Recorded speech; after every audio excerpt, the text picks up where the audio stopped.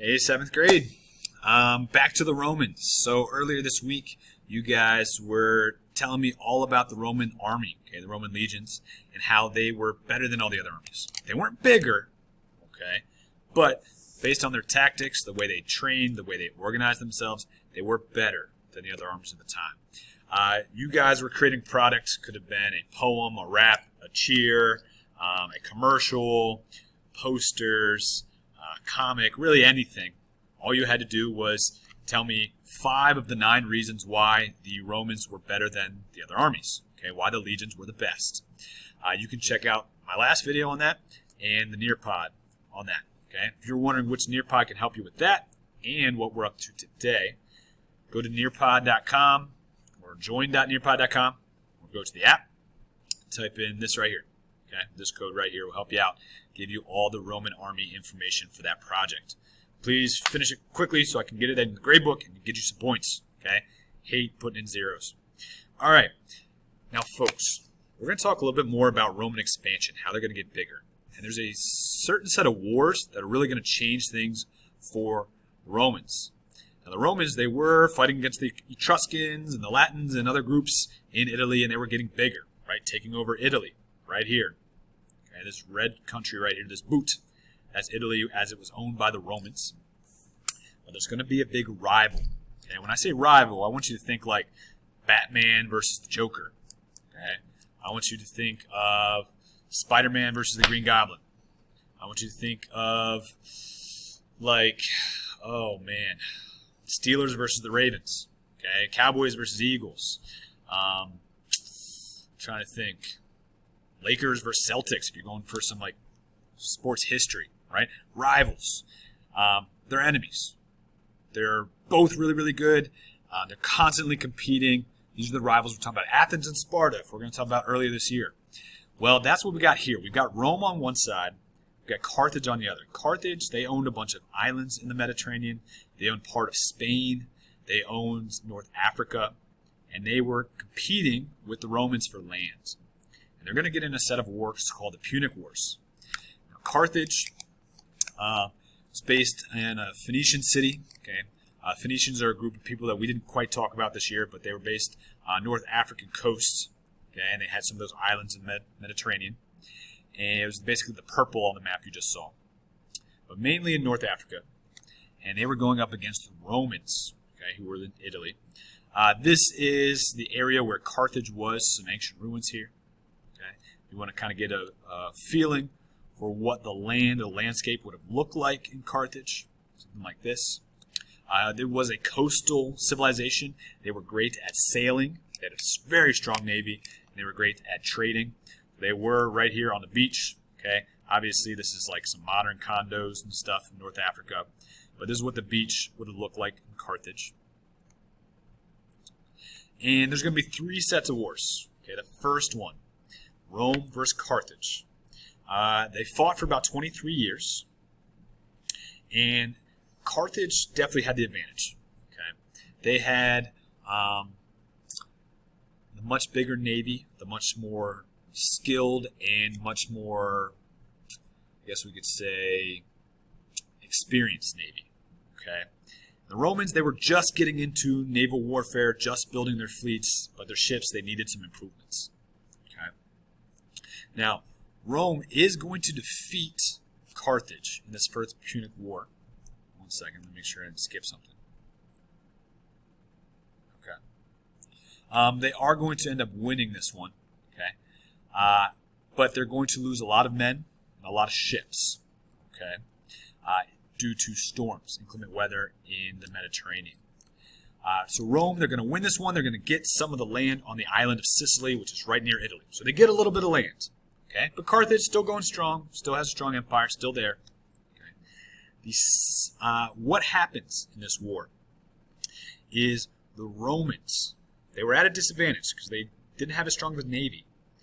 But during the war, a warship from the Carthaginians washes up on an abandoned beach, and the Romans find it. And they start studying the design of this Carthaginian warship, this warship from Carthage. And they start realizing how it was superior to their own, why their ships were faster, why they were stronger.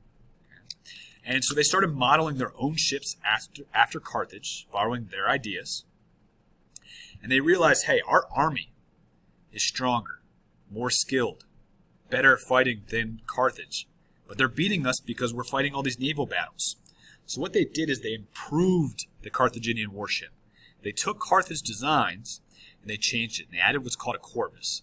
Basically, it was a bridge that was on the front of the ship, that when they sailed close enough to the enemy ship, they could move that bridge and plop it down on the enemy ship so that their soldiers, their army, could run across.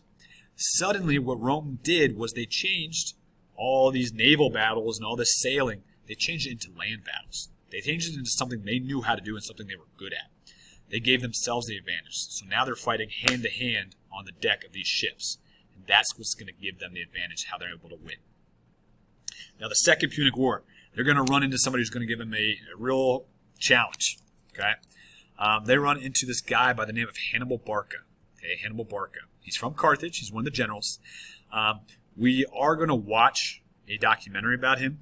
This clip right here is kind of a quick summary or maybe like a little trailer of the movie we're going to watch about him.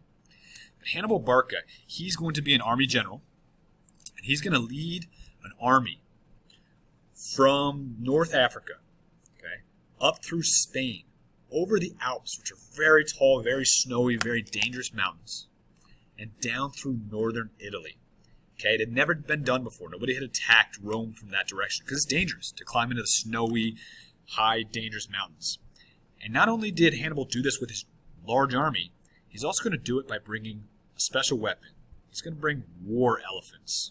Okay, he's going to bring elephants from Africa over these steep mountains down into Italy to try to attack the Romans. Okay?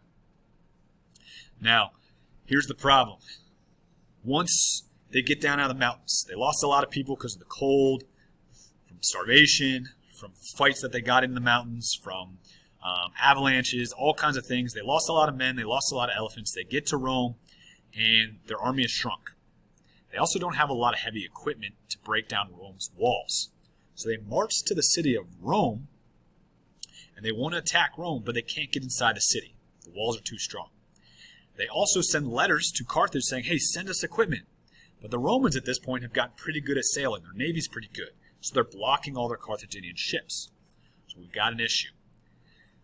Hannibal needs to get the Romans to come outside of their city. So what he does is for 15 years, he wanders the countryside of Italy, going from town to town, farm to farm, burning up crops, burning up buildings, trying to provoke, trying to anger the Romans to get them to come out of hiding, to get them out of their city so that he could attack. Now, they're not doing that. Okay? They're not doing that because they're terrified of Hannibal. They've seen Hannibal in battle. Hannibal is the smartest general alive on the planet at this time. Okay? He's defeated Rome in several key battles earlier in the Punic Wars. He's defeated other enemies that are in the region, and the Romans are scared of him. So they're not coming out of hiding, even though he is terrorizing their farms and their towns. So what they decide to do to get Hannibal to leave them alone, or at least get away from Rome, is they decide to sail to Carthage. So Rome sails to Carthage. They attack Carthage. Hannibal has to leave. He has to go try to defend Carthage. Well, when he does that, basically what ends up happening is the Romans end up beating Hannibal using some of his own battle tactics.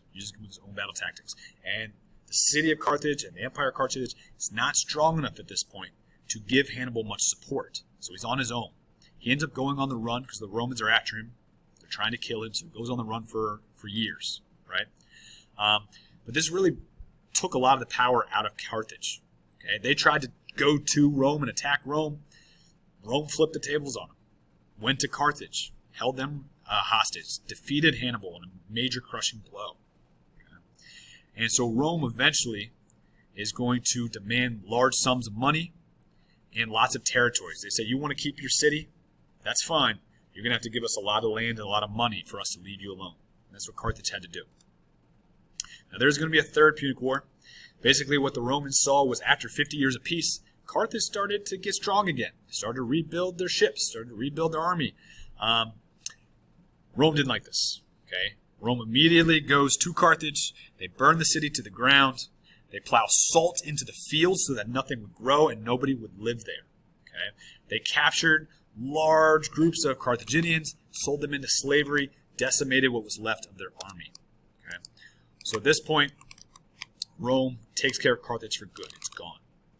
They're also going to turn then and conquer the cities of Greece, which are still around, but they're not as strong as they used to be. So the Romans pretty easily roll right through and take over Greece.